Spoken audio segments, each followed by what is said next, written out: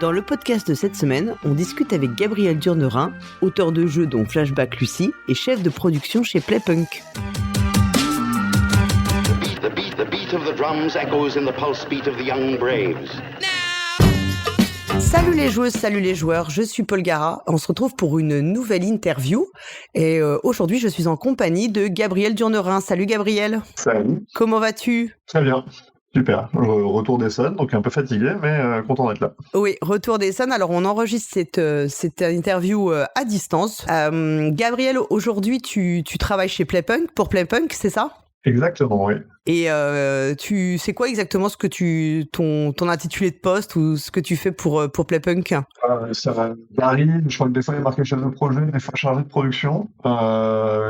Globalement, je m'occupe principalement effectivement de la production, c'est-à-dire que je fais en sorte que les jeux, que les usines aient les fichiers pour les jeux en temps et en heure, pour les dates de sortie prévues, et que les différents clients à travers le monde reçoivent leurs jeux en temps et en heure pour aller avec leurs agendas. Et donc, je presse Thomas et Antoine pour qu'ils me fournissent des fichiers le plus vite possible.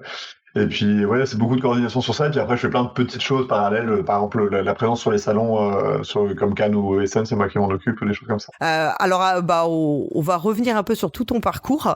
Tout d'abord, comment t'as découvert le jeu de société, en fait, moderne ? Est-ce que tu jouais déjà enfant ou est-ce que c'est venu plus tard dans ton parcours ? Je jouais déjà pas mal enfant. Pas à des jeux contemporains, mais à du jeu de société. Ça, on jouait pas mal en famille, beaucoup entre copains.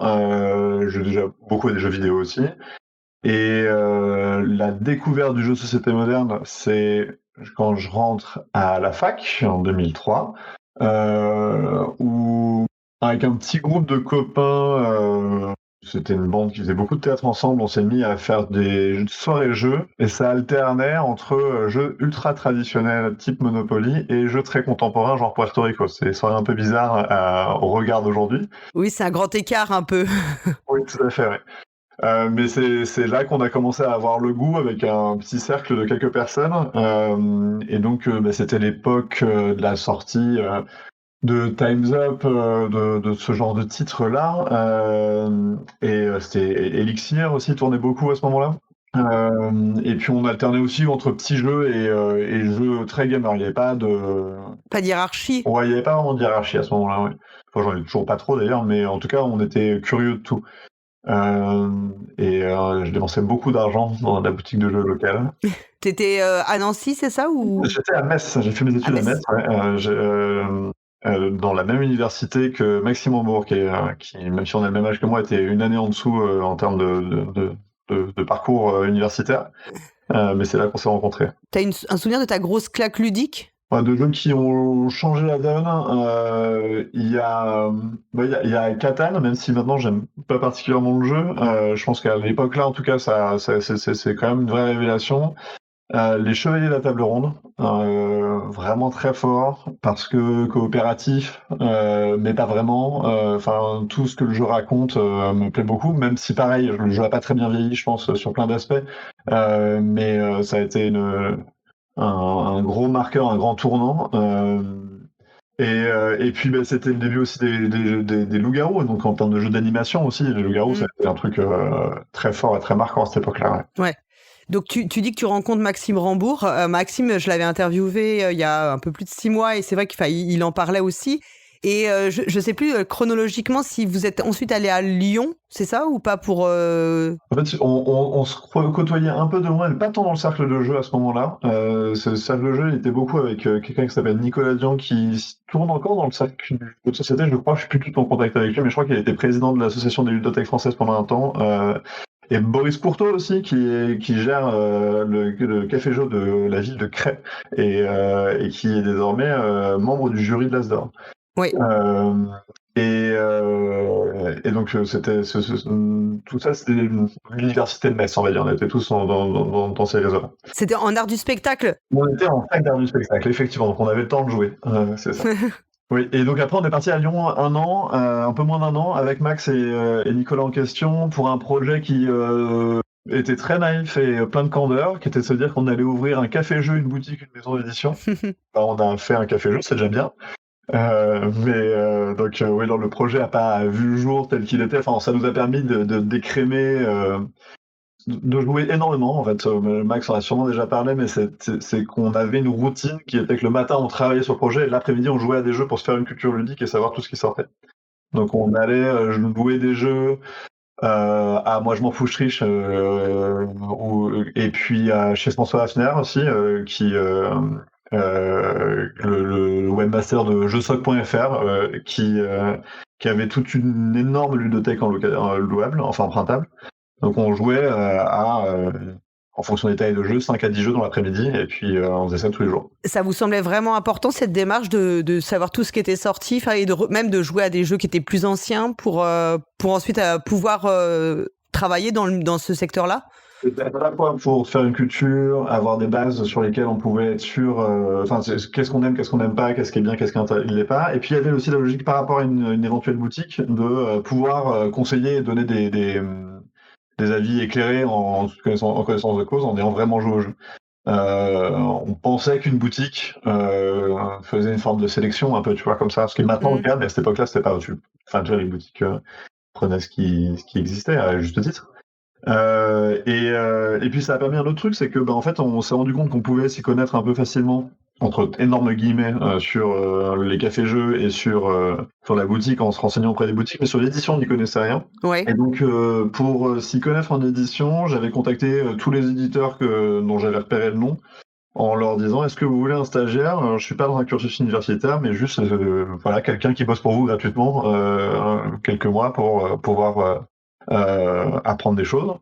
Ce à quoi tout le monde a dit non, et il y a Matago, donc Hicham à l'époque, parce qu'il n'est plus chez Matago maintenant, Hicham Ayoub Bredram, qui m'a dit je sais pas trop. Donc là j'ai mis le pied dans la porte en lui disant si je pense que tu sais, et donc on s'est rencontrés, j'ai travaillé pour lui de petit bout en petit bout. J'ai jamais été salarié chez Matago, mais j'ai fait des coups de main en salon, j'ai fait la relecture, des petits trucs comme ça pendant quelques mois, ce qui m'a permis d'aller à Cannes et à Essen à plusieurs reprises et de rencontrer pas mal de monde en fait aussi, ce qui était super chouette. Ouais, donc en fait l'idée c'était d'observer en fait pour capitaliser un peu sur cette observation pour le futur, et puis aussi de créer un réseau. Ouais, c'était de savoir comment ça marchait, quoi. C'est quoi ce monde-là. Et maintenant la profession s'est vachement professionnalisée, désolé pour le double emploi du mot, mais à cette époque-là, déjà, le réseau professionnel de l'édition du jeu de société en France, c'était quand même un tout petit monde. Oui. J'entends du jeu spécialisé, quoi. On oublie Hasbro, Mattel, ou ce genre de choses. Et donc en un Cannes, en étant avec Hicham, ça aide, qui connaissait déjà beaucoup de monde, ça m'a permis de rencontrer énormément de monde. Et puis j'ai fait, je pense, 2 Cannes et 2 Essen avec Hicham, ou peut-être 1 Essen et 2 Cannes, quelque chose comme ça. Mais ça a vraiment permis de rencontrer tous les éditeurs globalement francophones de l'époque, quoi. Et à ce moment-là, le milieu d'édition par rapport à ce que toi tu t'imaginais, c'est très différent. Tu découvres une activité qui te surprend, ou finalement ça te paraît conforme à ce que tu avais en tête? Ouais, j'avais aucun préjugé, dans le sens où j'étais assez jeune quand j'avais 22 ans à ce moment-là, et donc j'avais aucune idée de comment ça pouvait marcher. Je me rends compte qu'il y a pas mal d'artisanat, c'est-à-dire que et encore maintenant sur certains trucs, mais qu'il n'y a pas de processus industriel dans la création, la conception et le développement qui soit parfaitement rodé ou identique d'une structure à une autre. Donc ça, c'était assez intéressant. Qu'à partir du moment où on commence à rentrer dans le processus de production, là, effectivement, on passe par des industriels, donc on change de registre, mais toute la phase d'avant, quand je discute avec Hicham, ou quand je discute avec Thomas Provost et Cédric Comon, les patrons de repos de l'époque, c'est pas du tout la même manière de travailler. Donc c'est intéressant de voir que il y a il y a autant de manières de faire de l'édition qu'il y a d'éditeurs. Oui, parce que finalement, comme tu le dis, c'est pas très professionnalisé à ce moment-là. Du coup, chacun fait un peu comme il peut et selon sa vision. Oui. Il n'y a pas vraiment de façon de faire clé en main qu'on apprendrait quelque part. En fait, on ferait une formation spécialisée qui donnerait les clés pour gérer ça. En fait, c'est. Ouais, et puis tous les éditeurs de l'époque viennent de milieux professionnels très différents les uns des autres, donc avec aussi des bagages qui sont différents. Typiquement Hicham, pour continuer sur lui, vient de la presse spécialisée, parce qu'il est rédac chef à l'époque de Manga Kids et d'autres magazines dont j'ai oublié le nom, mais donc il a des connaissances sur du licensing, il a des connaissances sur de l'impression papier, et ce genre de choses, donc il a ses réseaux là-dessus, mais d'autres viennent d'autres réseaux et donc apportent d'autres connaissances et compétences, quoi. Le café associatif, la Fente de l'Ours, vous le montez à peu près à cette période-là ou... Le projet à Lyon, au bout d'un moment, on acte tous les trois que c'est mort, et parce que le projet ne marche pas, parce que relationnellement ça commence à se détériorer entre nous, et donc Max et moi on décide de revenir en Lorraine et d'ouvrir un café-jeu donc à Nancy, qui il est un peu plus dynamique que Metz, enfin Metz il est dynamique, mais Nancy nous paraissait un meilleur choix. Et donc c'est en 2008 qu'on ouvre les portes de la Fente de l'Ours à Nancy. Lieu qui existe toujours, Oui. qui a déménagé depuis, mais c'est toujours à Nancy. La structure associative est toujours là. Mais mais aujourd'hui vous êtes plus. Max disait que vous étiez plus investi comme au tout départ. En fait, vous êtes. Bon, moi j'ai passé une soirée tous les 2 ans, je pense, quelque chose comme ça. Ouais. En fait, j'habite plus dans la même ville déjà, donc ça aide pas. Oui. Et oui, je connais encore quelques personnes, mais par exemple le bureau, les personnes actives dans l'association maintenant, je les reconnais en partie d'eux, mais je sais pas qui c'est nécessairement. Et je trouve ça très chouette, c'est un truc assez cool de voir que la structure est plus grande que les personnes qui la créent ou qui la font vivre. Derrière, elle peut exister au-delà de ça, quoi. Ouais, surtout que Maxime disait qu'à l'époque où vous le créez, c'est dans les premiers cafés-jeux qui ouvrent, parce qu'aujourd'hui, il y en a beaucoup plus, mais à ce moment-là, il y en a pas partout dans les grandes villes en France, en fait. Il y en a très peu. À cette époque-là, ça nous paraît imaginable que ça puisse être une structure entreprise dans le sens SARL, etc. Une entreprise commerciale, en fait. Ouais, une entreprise commerciale. Parce qu'en fait, déjà, on n'a pas une fibre entrepreneuriale d'un ni l'un ni l'autre, mais il n'y a pas de modèle, en fait. Ouais. Enfin, on les a pas vus passer, ou on se dit que ça nous correspond pas. Mais les seuls modèles qu'on connaît, c'est effectivement la Triche et les Épinards, qui sont 2 cafés-jeux lyonnais, qui étaient, en fait, on a complètement pompé leur structure sur la manière de fonctionner, et qui avait l'air d'être tout à fait viable et qui fonctionnait, mais on s'imagine pas une structure professionnelle où on paierait tous les animateurs tous les soirs, où les gens paieraient pour pouvoir jouer de manière régulière. Ça nous paraît inenvisageable. Donc depuis, plein de monde nous ont prouvé que c'était possible, et c'est super. Mais à ce moment-là, effectivement, je sais pas, on a les premières conversations pour le réseau des cafés-jeux qui existe, Café Ludique, je sais plus, enfin peu importe. Ouais, le RCL, ouais, le réseau des cafés ludiques, ouais. Donc on a des premières conversations à cette époque-là, et les conversations, on les fait à 4. C'est des réunions où on se réunit tous, et on est 4. Donc c'est un tout petit truc, quoi. Et quand vous créez la Fente de l'Ours, donc c'est associatif, comme tu l'as dit, hein, Maxime avait expliqué effectivement que le but c'était pas de faire vous ne voyez pas à ce moment-là l'idée de faire quelque chose de commercial et d'en vivre dans le sens de faire des bénéfices, de distribuer des dividendes. Et à ce moment-là, vous avez vraiment complètement écarté l'idée de faire la boutique et la maison d'édition. Et ça, c'était complètement mis de côté, ouais, tout à fait. Ouais. Et ensuite, tu vas devenir chef de projet chez Yellow. C'est chronologiquement, c'est à peu près ça, non Tout à fait, ouais. En fait, en allant à Nancy, on fait régulièrement des salons, et des petits festivals locaux et des trucs dans ce genre-là où on croise les gens de Yellow qui... Yellow à la base, c'est une structure de distribution de cartes à collectionner à l'unité au début. C'est-à-dire que leur premier boulot, il me semble, hein, mais c'est de vendre des cartes Yu-Gi-Oh ou Magic à l'unité. Et petit à petit, ils se sont mis à en vendre aux boutiques, en booster directement. Ils avaient la distribution de Yu-Gi-Oh à une époque, ce qui était un très gros marché. Et puis l'histoire a fait qu'ils ont que la distribution du Yu-Gi-Oh a été redistribuée à travers le monde, et donc ils l'ont perdu. Et donc pour pouvoir rebondir et faire des choses, ils se sont mis à l'édition de jeux de société. Et pour se mettre à l'édition de jeux de société, ils ont Donc ils ont commencé ça en 2008-2009, donc à peu près quand on ouvre la feinte. Et ils avaient, les deux patrons de Yellow avaient recruté en indépendant le patron d'un réseau de boutiques locales qui s'appelle la Caverne du Gobelin, qui leur permettait de faire du sourcing et d'avoir un avis technique et professionnel sur des jeux, et de faire un peu de gestion de projet, mais ils faisaient ça en indépendant quelques heures par semaine. Et ils étaient aussi, ils sont mis en relation avec Ori Games, qui existe toujours comme structure, qui faisait à cette époque-là assez peu d'éditions en interne, mais pas mal de prestations pour d'autres éditoriales. Et donc ils ont réussi à trouver quelques titres en traduction. C'est par ça qu'ils ont commencé, en allant chercher sur des pays où personne n'allait chercher, parce qu'en fait c'était compliqué à l'époque c'était Tilsit ou Asmodee ou des trucs comme ça qui avaient des gros réseaux en Allemagne, etc. Donc c'est compliqué en tant que petit nouveau d'aller dire mais vous voulez pas que je traduise un jeu pour vous pour le marché français. Donc ils ont été chercher Portal Games et CGE. Donc dans des pays que personne ne regardait trop à cette époque-là. Ouais, donc Portal, c'est Pologne et c'est... Pologne, c'est Detective pour prendre le plus gros titre, je pense, maintenant, de chez Portal. C'est la boîte de Inaji Trevicek, c'est ça, je pense que... Ouais, c'est ça. Et puis CGE, c'est celle de Vladash Fatil, donc c'est République tchèque. Oui, c'est ça, ouais. Donc ça a porté ses fruits, puisque au-delà de plein de titres qui ont bien marché, maintenant c'est Codenames chez Yellow, et Codenames, ça doit représenter une grosse partie du chiffre d'affaires de Yellow, j'imagine. Oui, donc c'était une stratégie assez gagnante, en fait, d'aller... Ouais, on a quand même vendu plein de titres qui ont été des fours, hein. Faut pas pour arriver à des trucs qui marchent. Mais et donc dans tout ça, pour reprendre, c'est juste pour le contextualiser Yellow à ce moment-là.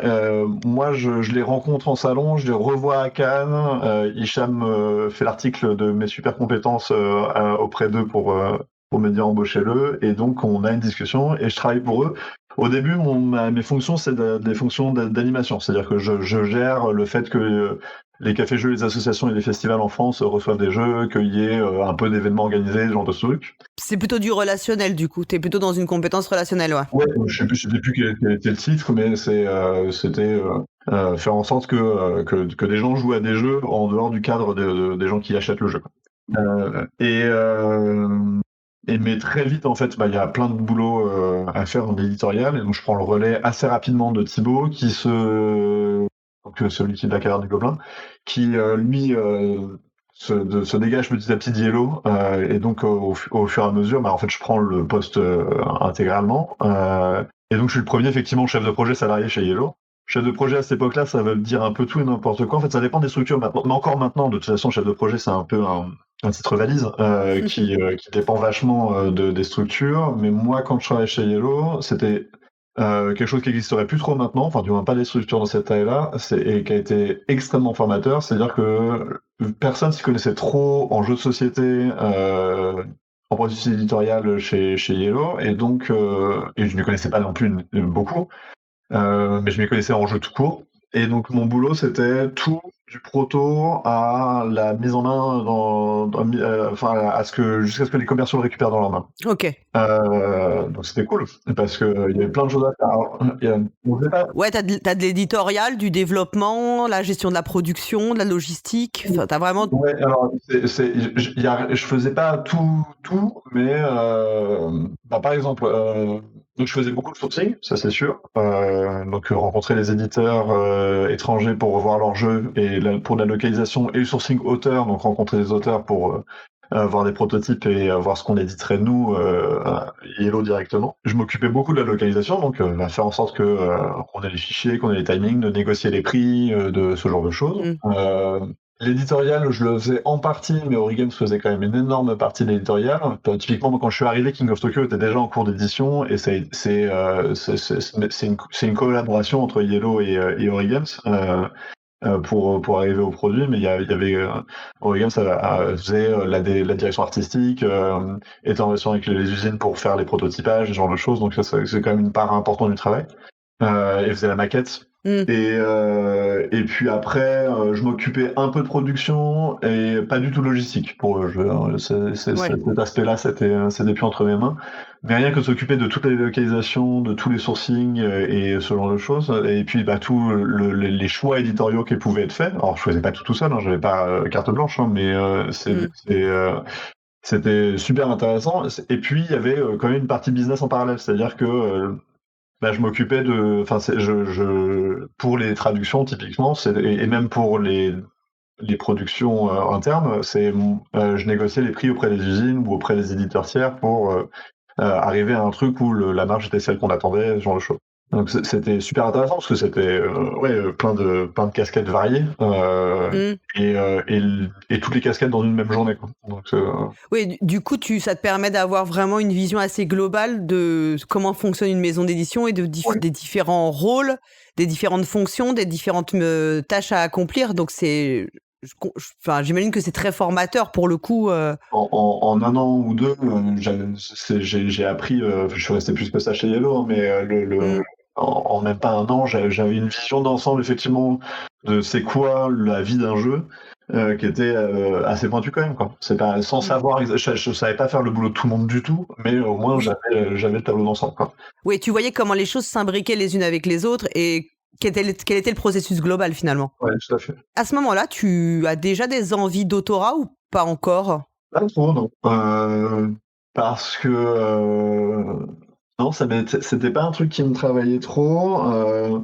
Je connaissais très bien donc Maxime Rambourg, qui lui avait déjà pas mal de prototypes. On a même vécu ensemble 2 ans, et donc j'ai testé plein de protos à lui. C'était cool de bosser sur des protos à lui. Mais il y a eu un truc aussi où alors j'avais pas trop envie d'autorat, et l'arrivée chez Yellow a changé un peu mon rapport au jeu de société. C'est-à-dire que le jeu de société, c'est devenu du travail. Ouais. Et en fait, jouer à un jeu, j'étais aussi devenu plus dur, beaucoup plus exigeant sur ce que j'attendais d'un jeu et pourquoi il devait être bien, etc. Je me suis détendu un peu maintenant, mais à cette époque-là, j'avais moins de fluidité, moins de joie en fait à jouer à n'importe quoi. Ce que tu dis, c'est que souvent, enfin, c'est ce qu'on dit dès que ça devient un travail, il y a une part de contrainte qui en est et qui enlève qui fait de fait, il peut plus y avoir le même plaisir que quand c'est quelque chose que tu fais totalement librement, sans aucune obligation, quoi. Donc il y a des registres de jeux que je continuais à adorer, mais à titre personnel pour le plaisir et que je jouais vraiment, et certains qui étaient dans le cadre du travail, mais il y avait certains jeux que je considérais vraiment comme des trucs où ça existe parce que dans la logique du marché, on a besoin, mais j'y joue pas parce que j'ai envie d'y jouer, j'y joue parce qu'il faut, quoi. Tu restes chez Yellow jusqu'à quand environ? 2015, je crois. 2015. Ouais. Et là, tes fonctions, t'as toujours eu ce poste très transverse où il y a eu des évolutions dans ta fonction chez Yellow? Non, ça a demandé trop de travail de faire tout ça, et Yellow grossissait. C'est-à-dire qu'il y a eu quelques succès, donc King of Tokyo principalement en édition interne, et puis mais globalement ça grossissait. En traduction aussi beaucoup, il y avait quand même pas mal de titres qui commençaient à marcher. Il y avait Andorre à l'époque qui avait été un beau succès, et Quirkle, Perplexus, mais on a perdu comment s'appelle, la distribution à cette époque-là, mais on a distribué Perplexus pendant quelques mois, et c'était fou, la vitesse à laquelle on recevait des containers et la vitesse à laquelle ils repartaient en boutique. Mais donc la structure grossissant, ça devenait difficile pour moi d'être pertinent et efficace sur tous les fronts. Donc je m'occupais toujours en partie de la gestion des salons, pas sur tous les aspects, mais en tout cas sur la partie équipe d'animation et ce genre de trucs, donc ça demandait aussi du travail. Donc on a recruté des gens en plus. Il y a eu dans un premier temps Mathieu Bonin qui est venu s'occuper de la com et en partie des salons, et puis on a recruté des chefs de projet en plus. À la base on devait en recruter qu'un, et on avait fait une salve de recrutement, et celui que nous avions sélectionné était Ludovic Papaïs, qui avait déjà une mini maison d'édition qui s'appelait La Boîte à Eux, qui faisait du jeu de rôle indé un peu avant l'heure, et donc on s'était dit cool, on va le prendre. Mais pendant notre embauche, il y a un certain Théo Rivière qui tape dans l'œil d'un peu tout le monde, et on se dit ça serait bien de le prendre quand même. Alors l'un des patrons de Yellow se dit ok, on va le prendre, on va créer un poste juste pour lui. Et donc Théo Rivière, qui était je sais pas quel âge il avait, il devait avoir 21 ans, quelque chose comme ça, a été recruté sur un poste qui était responsable d'animation à mi-temps et chef de projet à mi-temps, quelque chose comme ça. Il corrigera tout seul si C'est l'idée. Et donc il y avait plus de monde. C'est comme ça que tu fais la rencontre avec Théo aussi. C'est comme ça qu'on rencontre Théo. Ouais. Théo, je le connais juste de nom parce que on travaille en distribution avec Benoît Forget qui a sa structure qui s'appelle Purple Brain à l'époque. Oui. Et Purple Brain, leur premier jeu, c'est Shinobi Wata de Théo Rivia. Donc je le connais de nom, mais je sais pas qui c'est. Mais donc c'est lui qui nous dit, il va venir faire l'entretien, prenez le temps de discuter avec lui. Et Théo était convaincant de lui-là, il n'avait pas besoin de la recommandation de Benoît, et donc je connaissais que de nom, mais sinon je le connaissais pas du tout. Non, c'était, il était à la fac d'histoire, je crois, à cette époque-là, ou je sais pas si c'était d'histoire ou de lettres, mais de lettres. Ouais, de lettres, ouais. Oui, c'est Elodie qui était en histoire. Et donc, j'avais pas de raison de le rencontrer. Mais ouais, c'est comme ça que je fais sa connaissance. Ouais. Et donc, on a un pôle éditorial plus gros, on déménage sur des plus gros locaux, toujours à Nancy.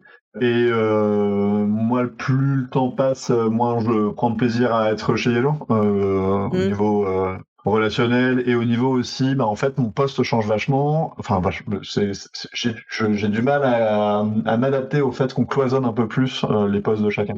Et ça fait complètement sens dans la manière dont la structure grossisse, qu'à un moment donné, la com, ce soit la com toute seule, et que l'éditorial soit l'éditorial tout seul, et la localisation, ce soit la localisation toute seule, etc.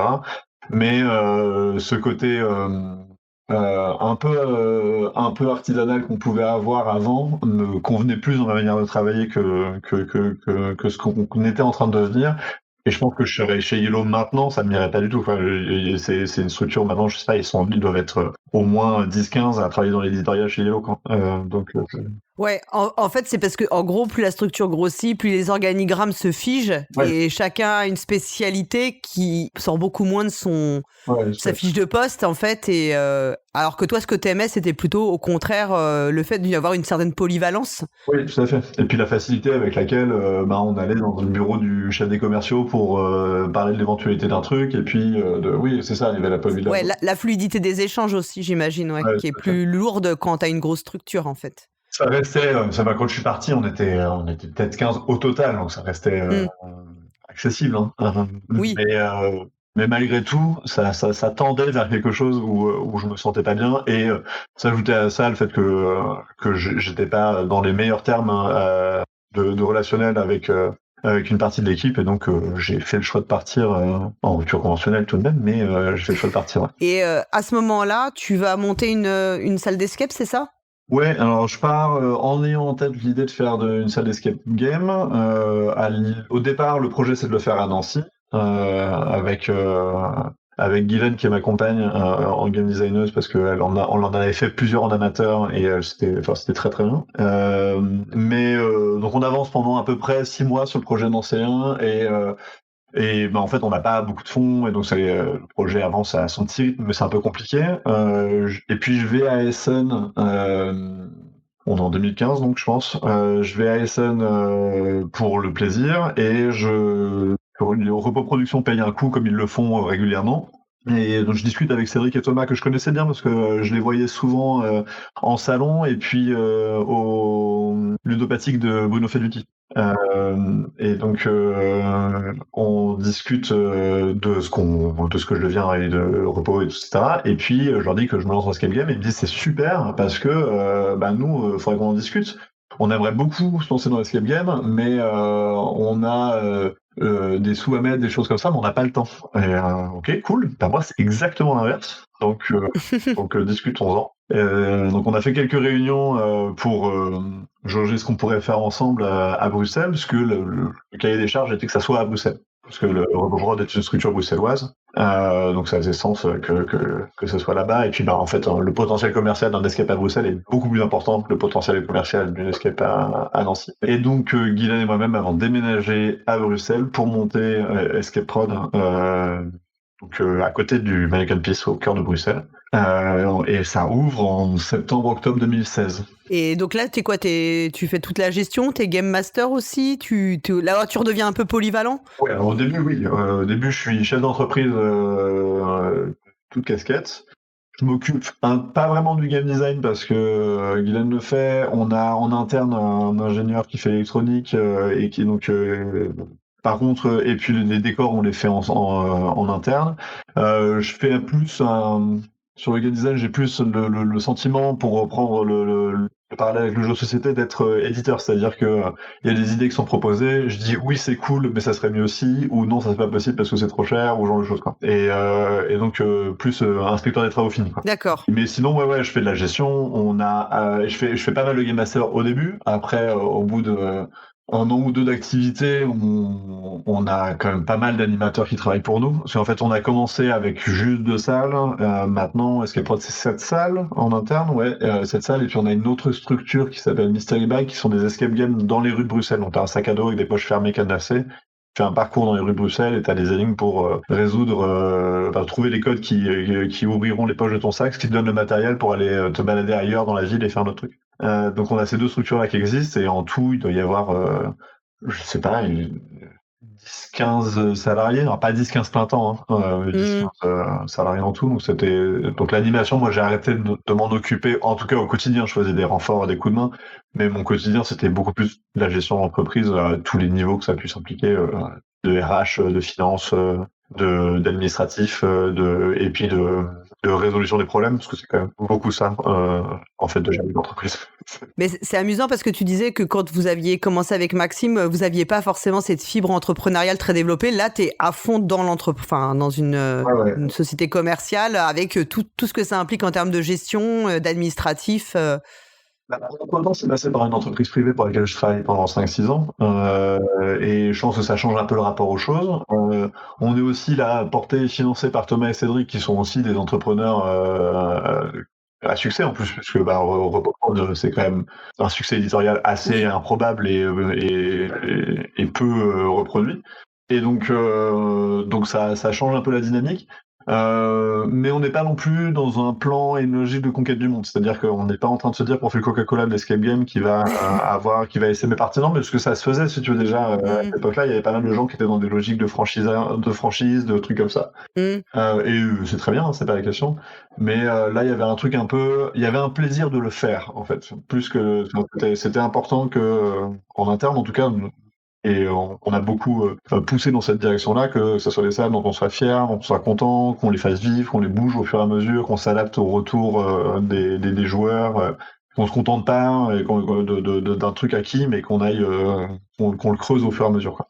Parce qu'un des avantages de l'escape game, contrairement aux jeux de société, c'est qu'en fait, tu vois des gens y jouer toute la journée. Donc, ton truc est un peu... T'as un retour immédiat du public, en fait. Ton truc qui est un peu... Ta carte où t'as un doute sur le fait qu'elle soit un peu buggée ou pas dans un jeu de société, en fait, là, moi, toute la journée, on voyait des groupes et des groupes et des groupes et des groupes qui sont confrontés à ce problème-là, et s'ils sont tous en train de bugger au même endroit, tu te dis, ok, c'est pas de leur faute, ça commence à être de la mienne.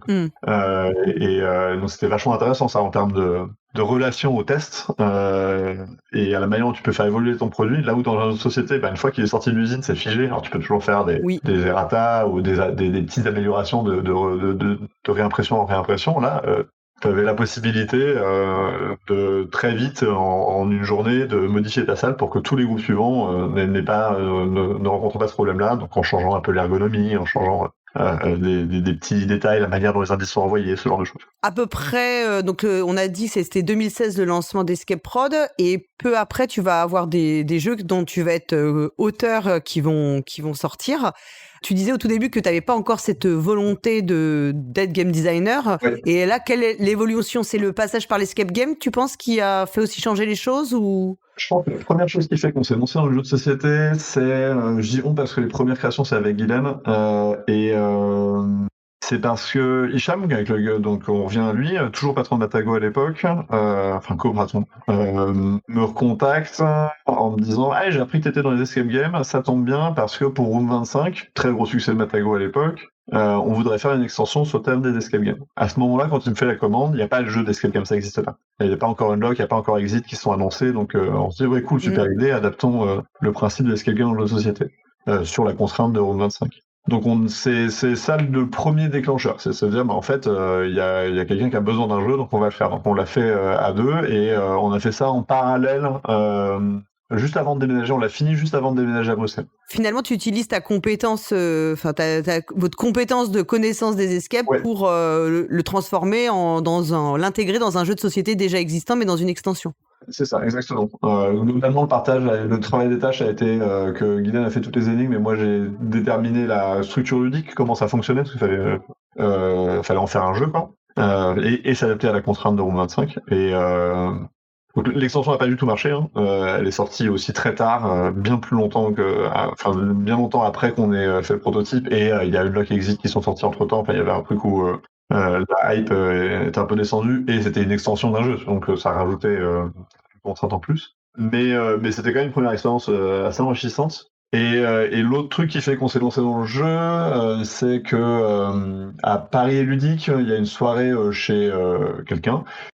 Et lors de cette soirée, je discute avec Thomas Coé, qui travaille chez Istari, mais que je connais depuis pas mal de temps parce qu'il a été édité chez Matago pour un jeu qui s'appelle Nefertiti. Un très bon jeu d'enchères, avec aussi les deux auteurs de Kemet dessus. Et on discute d'escape game, de Unlock, etc. Et je lui dis, mais quand est-ce que tu nous proposes un scénario alors?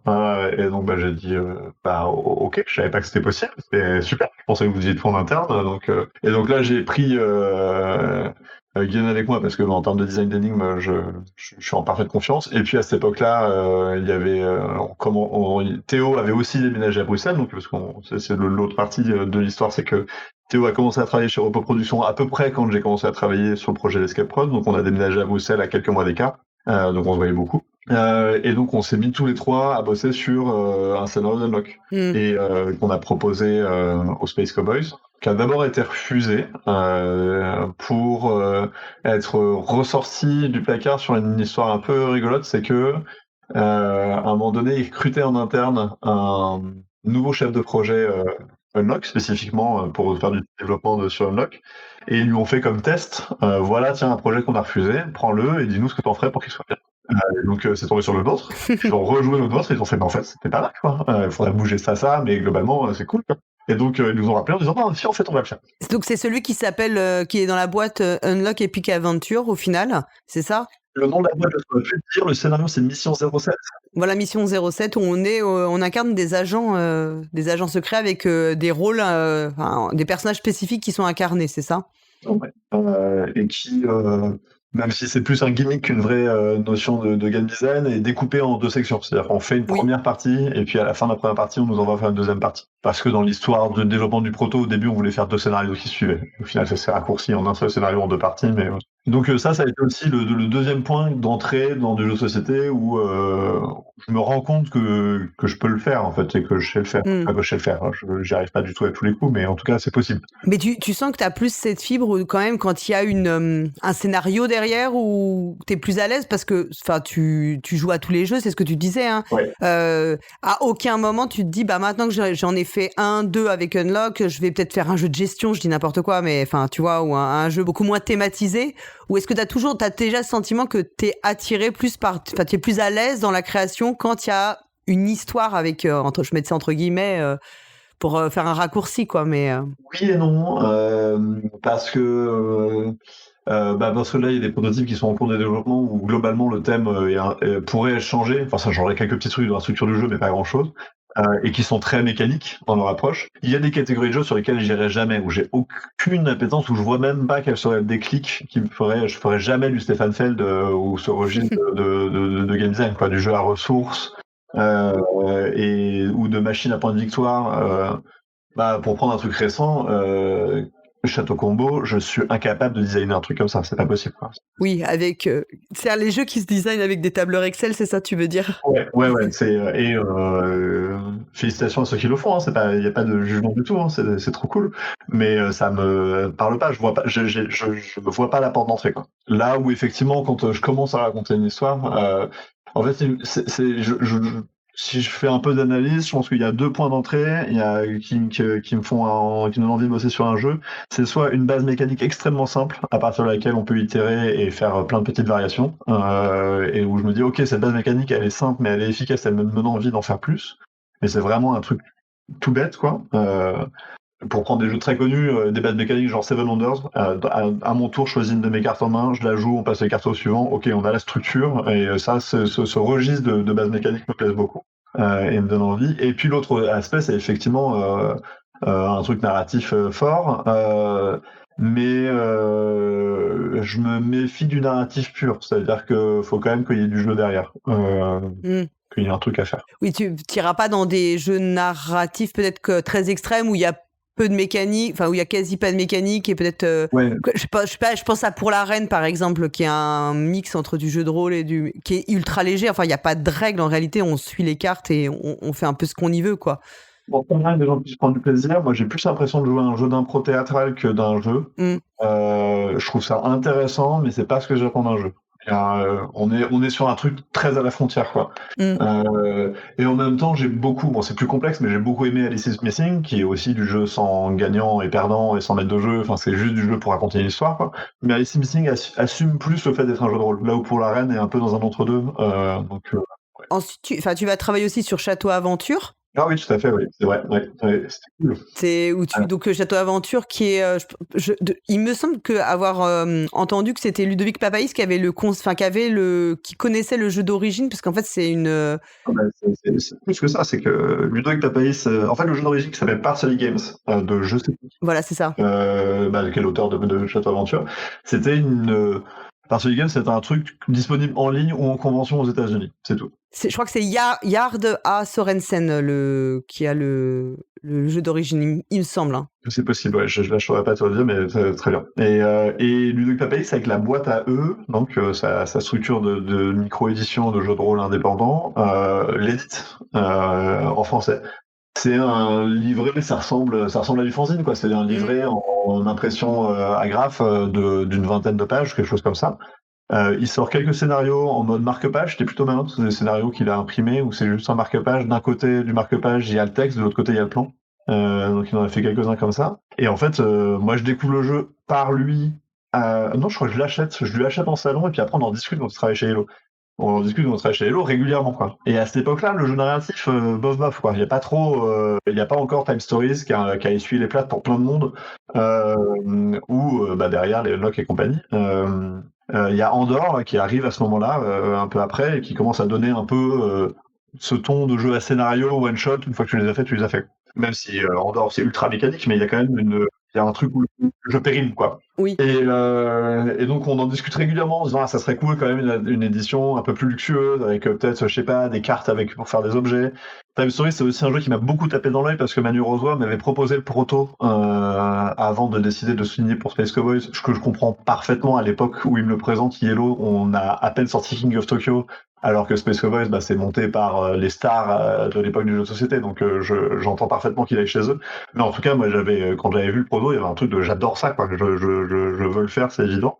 On a discuté beaucoup avec Ludovic Papaïs et puis ça s'est jamais trop fait. Il l'a lancé à peu près quand je suis parti de chez Hello en disant en fait je peux récupérer les droits, je peux faire un truc, et c'est lui qui a chapeauté tout le projet en interne parce qu'il connaissait déjà très bien le matériau de base, et donc il a recruté plein d'auteurs différents, dont toute la team Kaedama, donc Antoine Moza, Corentin Lebras, Ludovic Maublanc et Théo Rivière, et puis et moi qui me suis rajouté, et d'autres. Il y a lui qui en a fait au moins un de démos, et puis les scénarios d'origine de l'auteur, avec un projet qui était assez ambitieux, parce que l'idée c'était aussi d'avoir un illustrateur différent par scénario, ce qui, pour avoir déjà fait un peu de la gestion d'illustrateur, est une idée très casse-gueule quand t'as 12 scénarios à illustrer. En tout cas, c'était un chouette projet. Donc j'ai bossé là-dessus, j'ai fait le scénario, je sais plus comment il s'appelle, l'école des sorciers, je pense, tout simplement, parce qu'il est très inspiré Harry Potter, et c'était une belle expérience. J'aime bien ce genre de mission de design parce que l'objectif est très clair, la page blanche elle n'existe pas parce qu'on connaît la structure, on sait ce que c'est qu'un scénario de Château Aventure, et c'est juste comment je le tords, comment je le plie pour que ça me ressemble un peu, ou pour que ce soit un truc auquel on n'a pas exactement joué. C'est le genre d'exercice de style que j'aime bien faire. Et ensuite, tu vas travailler sur Flashback Lucie. Oui. Donc, Flashback, il y a eu un premier... c'est un jeu donc édité par Scorpion Masqué. Le jeu d'origine, c'est donc Baptiste Derez et puis Marc-Antoine Doyon. Donc, Flashback Zombie Kids, qui obtient d'ailleurs l'As d'or du jeu enfant. Tout à fait. Et donc, toi, tu interviens. Donc là, c'est un concept qui existe déjà. Finalement, quelque part, la mécanique, elle est déjà figée. Un peu comme dans Unlock ou dans Château Aventure. Enfin, la mécanique, elle existe. Donc là encore, tu es sollicité pour être scénariste, en fait, sur le jeu. C'est bien ça pour la deuxième boîte ? Pour l'instant, il n'y a rien qui soit sorti où qui sont des jeux sur lesquels je suis parti de la page blanche. Il y a des projets en cours, mais il y a The Ice dont on parlera tout à l'heure, mais Mais effectivement, la plupart des jeux sur lesquels j'ai bossé, c'est des commandes ou en tout cas des propositions de partenariat, quoi. Ouais, en fait, t'aimes le jeu de départ et tu te vois, tu peux te projeter dans Ouais. te l'approprier finalement. Zombie Kids, c'est un peu particulier parce que Zombie Kids, quand c'est la personne qui me contacte, c'est Christian Lemay, qui est donc le fondateur et à l'époque encore le patron de Scorpion Masqué. Ils n'ont pas encore vendu à Hachette, ou ils sont en train de le faire, j'en sais rien. Enfin, on est dans ce timing-là. Et Christian Lemay, je le connais de chez Yellow parce qu'en fait, on l'a distribué sur le territoire français et c'était moi qui étais, je l'avais débauché et je m'étais occupé de lui en termes de suivi d'édition. Parce que c'était une partie des fonctions, c'était aussi de suivre les éditeurs francophones qu'on distribuait pour le marché français. Et donc, et on s'entendait très bien. C'est quelqu'un que j'aime vraiment beaucoup, Christian Lemay. Et donc, il m'a contacté parce que, a priori, il savait que j'avais arrêté les CBM et que potentiellement je pouvais bosser sur des jeux. Je sais pas très bien qui lui a dit comment encore, parce que ça faisait longtemps que je l'avais pas vu, mais j'ai reçu un message sur Messenger un jour qui disait si t'as envie, on a un jeu qui va sortir, parce que c'était pas encore sorti, le premier. Est-ce que ça t'intéresse? Et j'ai dit bah oui sur le principe. Et donc ils m'ont envoyé le proto. Donc le jeu n'était pas fini totalement en illustration, tout n'était pas complet. Mais quand j'ai joué sur proto, donc ils étaient déjà assez confiants quand même sur leur gamme puisque ils commandaient le 2 avant que le 1 soit fini. Ce qui est intéressant comme démarche. Et donc oui j'ai reçu les commandes, la commande, le pitch, etc. Et donc j'ai eu une réunion avec Christian et puis surtout après avec en fait Manu qui est le directeur maintenant du Scorpion Masqué, mais à l'époque il s'occupait de la direction éditoriale, et Baptiste et Marc-Antoine. Baptiste a très vite sur ce projet-là a eu une position qui était très cool, qui était moi je vais pas bosser dessus, mais je vous fais confiance. Donc, voilà, donc très bien. Et Marc-Antoine, c'était particulier parce qu'il était pour la boîte là, à la fois donc le co-auteur du jeu de base, mais aussi là il allait être chef de projet à titre indépendant pour le Scorpion Masqué. Donc il a fait le suivi avec moi. Donc moi j'ai bossé avec Marc-Antoine tout le long du développement du jeu. Et la seule chose qu'ils m'ont imposé, c'est le cahier des charges, qui était respecter la structure mécanique de Flashback, et ils m'ont imposé un thème qui était donc qu'ils voulaient faire de l'horreur accessible aux enfants, mais de l'horreur quoi. Donc, quelque chose d'un peu plus dark que le premier jeu, quoi. Oui, c'est ça. Donc on citait Chair de poule et Coraline, Tim Burton et ce genre de trucs, si tu veux. Pour les influences, ouais. C'est ça. Et là, tu vois, toi, t'as tout de suite des idées qui te sont venues ou... Ouais.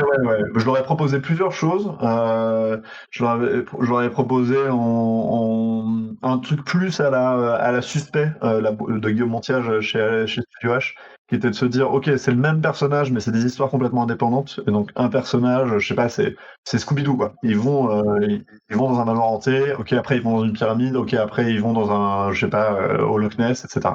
Et eux voulaient rester sur la structure de Zombie Kids, qui est que oui, c'est des scénarios indépendants, mais à la suite, il y a une histoire. Il y a un fil conducteur en fait, et on découvre l'histoire au fur et à mesure, l'histoire globale au fur et à mesure, ouais.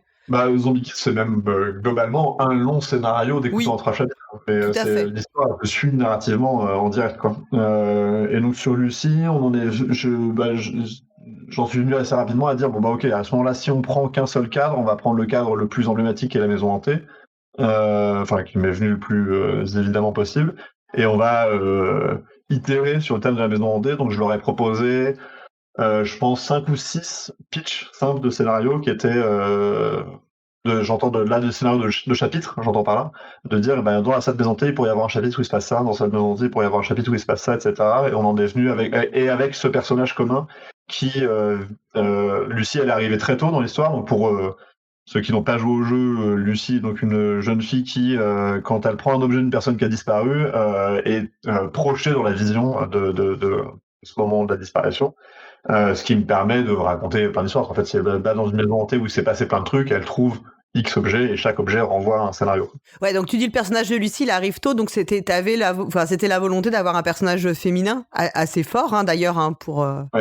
Ouais, c'est parce que, je sais pas, je suis fan de Buffy depuis trop longtemps.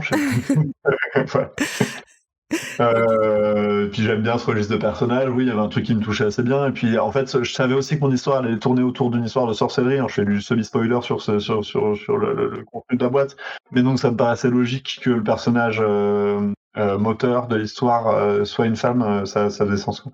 Et du coup, bah oui, alors là, on va spoiler, hein, effectivement. Et après, t'as vite eu l'idée de finalement, de ce fil conducteur, mais qui est à rebours, puisqu'on retourne dans le passé de la famille, en fait, du personnage de Lucie. Oui. Ouais, c'est venu assez tôt, ouais. De dire, on le fait dans l'autre sens, on raconte pas l'histoire dans le bon sens, mais on va partir du mystère et l'établir, donner un petit bout de la solution, et le tableau final qu'à la fin, à la manière de film à suspense ou de thriller ou ce genre de truc. Ça, c'est venu assez tôt, ouais. Ce qui était intéressant, c'est que d'ailleurs, on a vu que les premiers scénarios, en termes d'écriture, j'avais pas besoin de connaître la fin de l'histoire, enfin le fin mot de l'histoire dans le détail pour les écrire. Le premier scénario, donc celui avec les jeunes qui sont dans la maison, je sais pas exactement, au moment où je l'écris, je sais pas exactement c'est quoi la vraie histoire au total. Parce que c'est assez intéressant, ça en termes de processus éditorial, c'était très différent de plein de trucs sur lesquels j'ai pu bosser. C'est que quand ils m'ont commandé le proto, j'y avais un planning établi. Et ce planning établi, il était assez court. Et ce planning établi, il impliquait aussi que j'écrive pendant que ça illustrait les scénarios d'avant. C'est-à-dire que j'écris le 1, on l'envoie en illustration, j'écris le 2 pendant que le 1 est en illustration, et ainsi de suite, en décalage comme ça. Parce qu'il y avait plein de monde à mettre dans la boucle, en fait. La manière dont ils sont structurés pour Flashback, c'est qu'il y a le scénariste qui écrit, qui fait éventuellement du croquis, ce qui n'est pas ma spécialité, mais moi, par exemple, j'avais dessiné un plan de la maison vue du dessus. J'avais fait un plan d'architecte de la maison pour pouvoir facilement dire à Marc et aux autres personnes, là, la caméra, elle est là, l'autre, elle est là, etc. Et une fois que ça c'est établi, ils envoient qu'on est d'accord sur ce qui est écrit, on envoie un storyboarder qui, d'abord Marc-Antoine fait une vue 3D de la maison, donc il met des caméras en 3D avec des bonhommes fil de fer. Puis un storyboarder qui fait comme au cinéma, qui fait des dessins très rough pour juste montrer à quoi ça ressemblerait. On teste sur ces dessins-là avant d'envoyer à 2 lots d'illustratrices, deux qui s'occupent des décors et une qui s'occupait des personnages. C'est plein de monde dans la boucle. On dirait presque un film, enfin vraiment presque. Ouais, tout à fait. Et ça a ses avantages et ses inconvénients. L'inconvénient, c'est que la machine, il faut la nourrir. C'est-à-dire que la personne qui est la suivante dans l'enchaînement des dominos, si ce domino d'avant il tombe pas, elle attend, elle sait pas quoi faire, et potentiellement elle a d'autres engagements, et donc c'est compliqué, quoi. Donc il fallait que tout le monde soit à l'heure, ce qui n'a pas été le cas, bien évidemment. Il y a des retards partout, mais ça a été. C'était pas un projet catastrophique du tout, mais il y a nécessairement des petits retards, des trucs. Enfin, c'est logique. Mais est-ce que tu penses que cette contrainte de temps, finalement aussi de timing et d'organisation, ça t'a donné plus d'effervescence, enfin, je sais pas, je vais pas retrouver le bon terme, mais en fait, ça t'a permis d'être plus efficace, justement, en fait. Moi, dans la vie, si j'ai pas de deadline, je fais pas les choses. Donc, ouais, bon, on est pareil. Non, c'était indispensable, c'était trop bien. C'était parfois trop court et un peu contraignant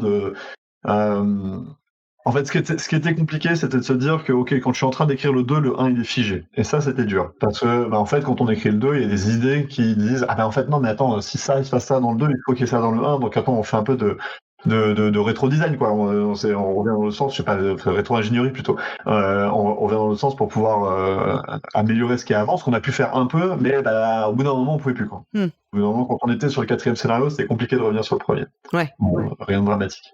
Au final, quand tu vois le produit final et les idées, par exemple, là, je vais encore spoiler, hein, l'idée de la petite matière noire qu'on va devoir frotter, oui. C'est toi qui l'as eu. Comment c'est venu, ça? Non, ça, moi, ça a été une question assez importante, c'est que dans Flashback Zombie Kids, un des éléments qui donne envie de jouer et qui fait un peu le sel du jeu, c'est ce qu'ils appellent les bidules. Donc, oui. Je vais faire du spoiler à fond, mais il y a une lampe UV, par exemple, qui révèle des trucs sur les cartes. Ouais, il y a un plaisir, en fait, tu sais, enfin moi, quand j'étais petite, on achetait des magazines de jeux pour l'été, et il y avait toujours des petits trucs comme ça, des petits gadgets. Et c'était vraiment le gros play. Alors, c'était pas du tout, on n'était pas au niveau de qualité de ce qu'il y a dans la boîte, hein, de Flashback, mais il y avait ce petit plaisir un peu du gadget, du jouet qui était intégré, quoi, dans le magazine. Et là, je trouve que on retrouve vraiment ce plaisir du gadget, quoi, en fait. Et c'est à la fois très bien et c'est pas fou parce que pour reprendre cet exemple de la lampe UV, la pile qui est à l'intérieur pour qu'elle marche a créé énormément de problèmes pour l'export du jeu. Parce que les douanes sont très méfiantes et à juste titre de ce genre de truc, et que Scorpion Masqué c'est pas une entreprise qui fabrique des piles, et donc ils ont pas les agréments pour, et que enfin voilà, ça avait posé plein de soucis. Donc sur le 2, il y a eu un peu de ok, vous faites ce que vous voulez, mais Pas de pile. enfin, ça s'est venu plus tard parce qu'en fait nous on a commencé à bosser dessus, le jeu n'était pas sorti, donc on s'en est rendu compte en cours de sortie du jeu. On est toujours sur ce timing-là, mais au début j'avais, je sais pas si tu vois ce que c'est, mais c'est des espèces de lampes ou des petites lampes torches pour enfants où tu peux mettre un filtre semi-transparent devant et ça projette une image. Oui, je vois. Et donc un peu à la manière d'un théâtre d'ombre ou ce genre de choses, quoi. Et donc l'idée c'était d'avoir cette lampe qui était fournie et tout un jeu d'images que tu pourrais projeter sur plein de cartes. Il faudrait trouver laquelle est la bonne, etc. Un peu comme dans certains scénarios d'Unlock, la réalité augmentée peut fonctionner en fait. C'est juste que ce serait de la réalité augmentée manuelle, quoi. Et donc ça n'a pas pu se faire. Et donc pendant longtemps j'ai bossé sur l'idée que ça serait un deck de cartes transparentes, avec plein de cartes transparentes. Chaque scénario, on t'en donne un lot. Pour un scénario, t'en as qu'une. Il faut à chaque fois elle est utile sur toutes les cartes, mais il faut trouver dans quel sens. Dans l'autre, il y en a autant que de cartes. Il faut trouver comment les répartir. Et elle révèle d'autres trucs. Dans l'autre, elle servirait à faire un film d'animation quand tu les fais tourner très vite. Et dans la dernière, comme dans le scénario que tu as pu jouer, elle aurait servi à être posée en relief pour pour donner une scène en 3D où il y a des éléments en transparence qu'on voit en parallèle. Ça n'a pas pu se faire pour des raisons de production. Et donc, au bout d'un moment, ils étaient beaucoup trop short sur le timing de production, et donc les bidules, les vrais, ce qui a été choisi pour mettre dans la boîte, j'ai laissé la main parce que je pouvais pas suivre leur rythme, et eux étant au Québec et moi en France, en fait, on avait 3 heures de temps de travail en commun, donc c'était trop compliqué. Et donc pour revenir à ta question de qui a eu l'idée de l'encre qui s'efface là, c'est, je pense, Marc-Antoine qui est venu avec ce truc-là, et je trouve ça génial. C'est trop bien ce qu'ils ont fait. Ça revient au même, entre guillemets, que ce que j'avais comme projection avec les cartes transparentes, mais ça raconte un autre truc. Super idée.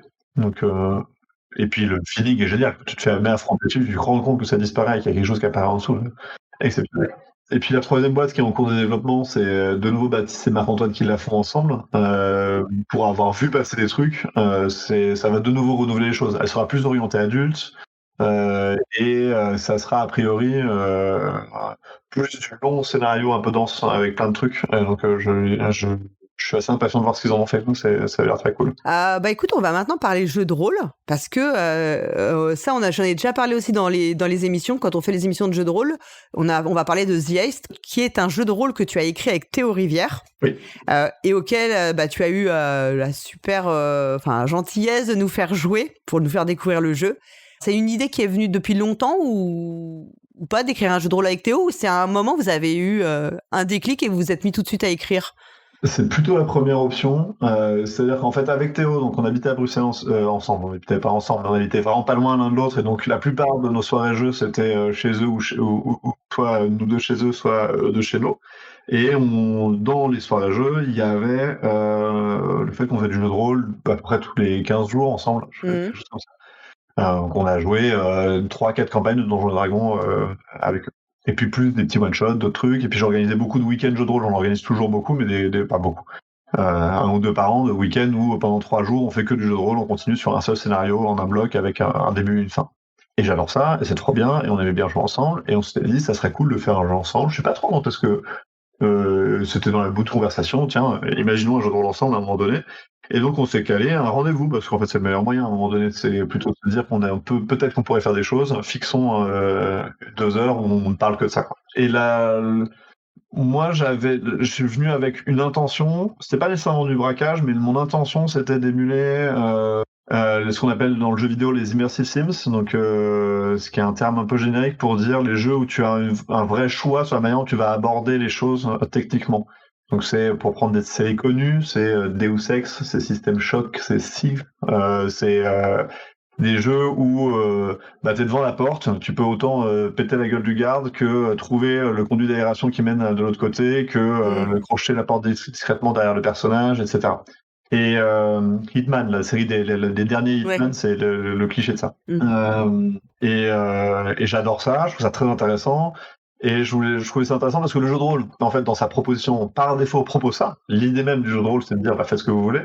Mais de le formaliser sur un truc où ça serait de dire, voilà, vous avez vraiment un endroit, c'est un lieu fixe. On joue sur un mini huis clos, ou plus ou moins, en tout cas, sur une unité de lieu bien définie. Et je prévois à l'avance, en tant qu'auteur, plein d'ouvertures. C'est-à-dire que je crée des ouvertures qui sont très visibles. Voilà, vous devez braquer la banque et il s'avère qu'il y a la porte du coffre-fort. Bon, oui, ok, c'est là, tout le monde là, elle est visible et n'importe qui l'aura. Et je crée aussi, par contre, les petits trucs à côté qui sont un peu plus improbables, tout en laissant l'opportunité au maître de jeu de s'approprier les idées des joueurs pour dire, le truc trop cool ton idée, vas-y, on passe par ce truc-là que j'avais pas prévu, que sinon on n'avait pas prévu et ça existe, quoi.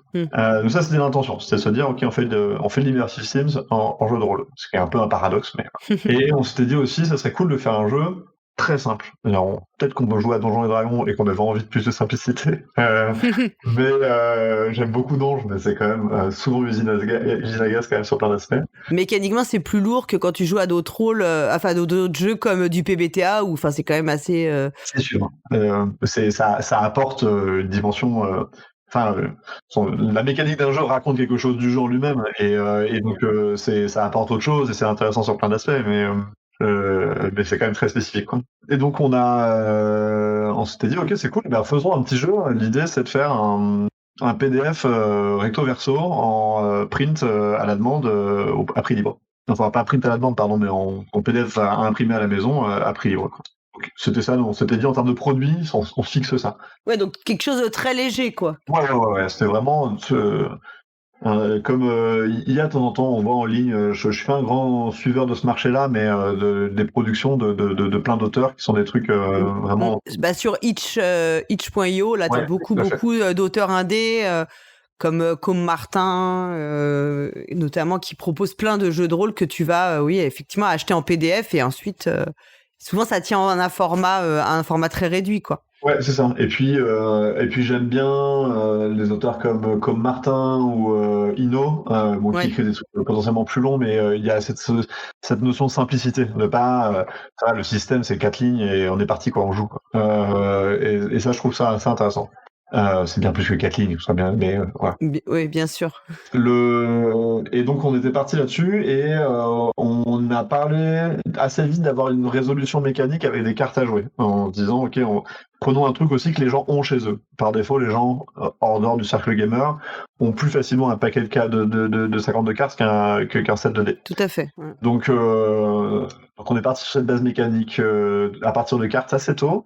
C'était pas la logique un peu blackjack, elle est venue un peu après. C'était pendant le développement, mais en tout cas, on a toujours été sur un truc avec juste avec cette séparation par couleur. Elle est venue très tôt. Dans The Ice, le jeu n'est pas sorti, donc les gens n'y ont pas joué, donc ils peuvent pas savoir ce que je dis. Mais dans The Ice, donc il y a 2 paquets de cartes qui sont utilisés. Le maître de jeu a un paquet de cartes complet. Et les joueurs, qui sont 4 au maximum, vont se répartir un autre paquet de cartes. L'un d'entre eux va avoir les 13 cartes piques, l'autre les 13 trèfles, les 13 cœurs et carreaux. Chaque couleur de carte représente un archétype de personnage, en fait, une classe de personnage en réalité, ouais. Et c'est venu dans l'autre sens, c'est-à-dire qu'on s'est dit, vu on peut se répartir, tiens, prends les 13 trèfles, comme ça, je sais que t'as un paquet équilibré. C'est, je pense, à peu près ça la réflexion de départ. Vu mécaniquement, on a un paquet équilibré chacun si on se répartit les 13 cartes. Et on n'a qu'à dire que cœur c'est une classe et que carreau c'est une autre et que voilà. Et vu qu'on jouait sur des cartes, la logique, le thème braquage est venu vite. Le thème 13 Ocean's 11 est venu assez tôt. Ouais, donc en fait, c'est un élément qui progressivement en a apporté un autre, puis qui en a apporté un autre, et tout s'est fait un peu finalement de façon assez logique comme ça, en passant d'une idée à une idée validée à une autre idée validée, quoi, finalement. Ouais, tout à fait, ouais. Pour prendre un autre truc, le thème n'était pas fixé dans le temps le premier prototype que j'ai fait, le premier prototype du scénario j'ai fait, parce qu'en fait c'est bien d'avoir une idée de jeu de rôle, mais il faut les prouver avec un scénario. Donc j'avais fait un scénario tout seul dans mon coin pour que Théo puisse jouer en étant surpris, enfin on se laisse emporter quoi. Mmh. Et c'était du western, c'était du Far West, parce que il y avait un truc qui m'ennuyait avec la technologie et tout ce que ça pouvait impliquer, avec, enfin tu vois, c'était comment on gère ça. Et donc au début on était sur du western. Donc on a fait un premier scénario.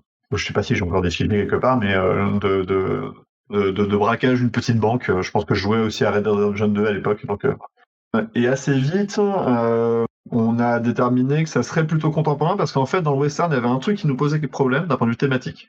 C'est que pour nous, c'était important que les joueurs, se séparent, parce que nécessairement ils vont se séparer. La structure du jeu l'impose presque, donc c'est la liberté qui est offerte.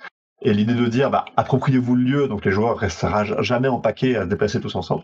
Et qu'ils puissent quand même communiquer. Qu'on n'ait pas ce truc que j'aime pas trop dans le jeu de rôle, d'avoir un joueur qui résume ce qui vient d'être dit à voix haute autour de la table. Ce qui fait pas sens. En général, on l'évite en partie de jeu de rôle, mais il y a quand même toujours un truc un peu bizarre. Qu'est-ce que je sais, qu'est-ce que je sais pas?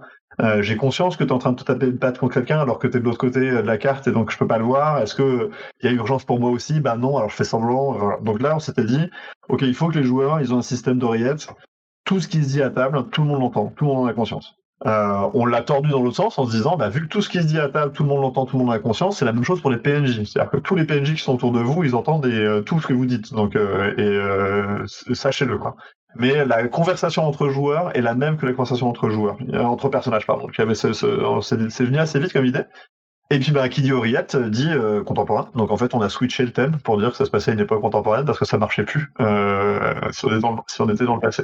Donc, le thème s'est affiné aussi par un élément mécanique. Ok. Même si on peut très bien se dire que on est au Moyen-Âge et qu'on a un sort magique qui nous permet de parler ou que on a pris une herbe chamanique d'Indien pour discuter. Enfin, peu importe, on peut justifier autrement dans une autre époque. Mais oui, c'était peut-être moins cohérent en fait. Enfin, ça nécessitait de passer par quelque chose, de magique ou. Ouais, c'est ça. Ou en tout cas plus dans le thème. Là, par exemple, dans l'édition qui va sortir, il y a des scénarios qui se passent pas à l'époque contemporaine. Il y en a un qui se passe dans les années 80, donc ça va encore, ils peuvent avoir des oreillettes, mais il y en a un qui se passe à l'époque c'est autour du Nautilus, donc fin du 19e.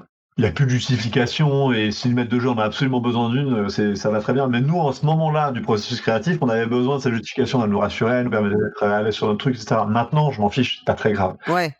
Mais à ce moment-là, ça fait partie du processus en tout cas. Okay. Il y a aussi un autre élément que j'ai trouvé vraiment super intéressant dans le jeu, c'est parce que le jeu il est découpé en 3 phases. Il y a la phase de repérage et la phase d'action qui sont au tout début à la fin, et au milieu il y a la phase où on fait son plan, et vous avez choisi avec Théo de faire une phase qui va se dérouler en temps réel, c'est-à-dire qu'on a réellement 30 minutes pour se mettre d'accord. Et moi j'ai trouvé que c'était très intéressant parce que quand j'en parle, on me dit mais alors ça favorise pas vachement les joueurs, et je dis bien joueurs alpha, pour imposer leur plan. Et moi j'ai trouvé qu'au contraire, le fait que ce soit en temps réel et qu'on sache qu'on a vraiment que 30 minutes pour le faire, ça impose de faire des compromis dans les idées qu'on a, et finalement on va beaucoup plus vite à la conciliation. C'est une idée que vous avez eue très rapidement, cette phase de temps réel, ou pas? Très tôt. Le découpage en 3 phases, il est venu super vite, et je ne saurais plus exactement, tu vois, mais il est venu très très très tôt. Et le fait que la phase de plan, ce soit une phase 30 minutes, c'était... En fait, nous, notre objectif, je finirai en phase après, mais notre objectif, c'était de dire, il faut que ce jeu de rôle, on ait une partie complète. Donc tout le plan, la création du personnage à la résolution du braquage, c'est une séance de jeu de 3 à 4 heures, en entier.